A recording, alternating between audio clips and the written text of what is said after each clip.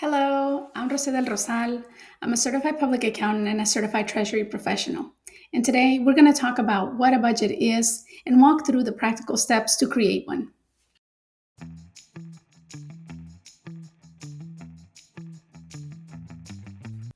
And what is a budget? A budget is a plan for managing income and expenses. Think of it as a roadmap. It shows where your money goes and helps guide decisions. Now, there are two schools of thoughts when it comes to budgets. One is there should be strict adherence. Some say you need a budget and you must stick with it no matter what.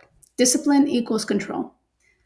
Others propose a more flexible approach, that it's a tool, not a cage. You should be guided by it, but allow flexibility for life. I tend to fall somewhere in the middle. There are times I will live by the budget when I know I have an upcoming sizable expense, but generally, I tend to allow some wiggle room. At the end of the day, how you approach a budget is similar to how you approach diet and exercise. Is it a chore or is it a lifestyle? A lifestyle is one you adopt with a more positive and willing approach. So think of it as a habit you adopt to improve your financial well being. There are a few different types of budgets. There's a zero based budget in which every dollar is assigned a job. There's a 50-30-20 budget. 50% for your needs, 30% for your wants, and 20% for savings and investing. There's also the incremental budgeting, based on past spending with small changes. For today's video, we're going to prepare a zero-based budget. This version assigns every dollar you earn and every dollar you spend a job, such as housing, utilities, groceries, transportation, savings, debt payment, and so on. So let's get started. Step number one, you will want to gather all the information from your means of transactions. Bank accounts, credit card accounts, pay apps. If it touches your money, you will want to take it into account. For example, I start with my bank account, or bank accounts if you have more than one. Take the activity for the period you are budgeting, say a month, and pull the detail of transactions for that given month. Repeat this process for every credit card company, pay application, or other accounts that you may have where your money goes through. Make sure that you're pulling the same time period for every data pull to ensure you're not budgeting 1 month's income here and another month's expenses there. Step two, classify your transactions. Now, this portion of the process tends to be a little tedious, but this is very important. You will want to go through every transaction and give it a job. Direct deposits from your job will go into income. Deposits and checks from jobs, if you're self-employed, will get classified as income as well. Now, onto your cash outflows. You will give every expenditure a name.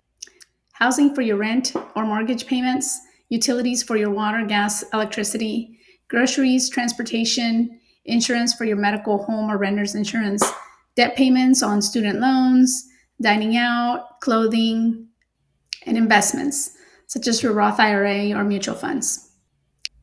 Step three, once you have classified every income and expense, it's time to summarize. If you're comfortable with Excel and pivot tables, this will make this step quick as you can take all the transactions and sum them up by category. If you're not, you can sort the transactions and use the subtotal function or even click and hold over the amounts by category and write down the sum. You now have your total income and expenses. It's time to compare your income and your spending. Let me just pause for a moment here and say that getting this far is where most people do not want to get to. When you suspect you're spending too much or you're constantly stressed about not making it to the end of the month, this here is what makes people shy away in fear. As you just saw, this exercise was not as painful as you might think. We basically started turning the lights on in every room of our financial house to see what we have accumulated. I find, even within myself, when I do my budget quarterly, that there is slight anticipation of what I might find. And it makes me a little anxious. Don't let that stop you from gaining the clarity and therefore the control of your finances. Let's jump back in. Now that you have your budget categories, you will clearly be able to see how much income you earned in a month. You will also be able to see where your money went exactly.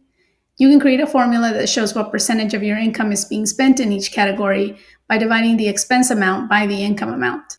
This will help you set some benchmarks and goals that will help guide you as you start adjusting your spending and stay within budget. So here's some key takeaways from preparing a personal budget. A budget is a tool. It is not a whip with which you punish yourself. Review it periodically. Life happens, but keeping a budget in mind as you go about your day provides you with awareness that will create better spending habits. Let me know in the comments what are your budgeting challenges or which tools help you stay on track. I look forward to hearing about it. Don't forget to subscribe and get more tips on budgeting and other financial literacy topics, and I will see you on the next one.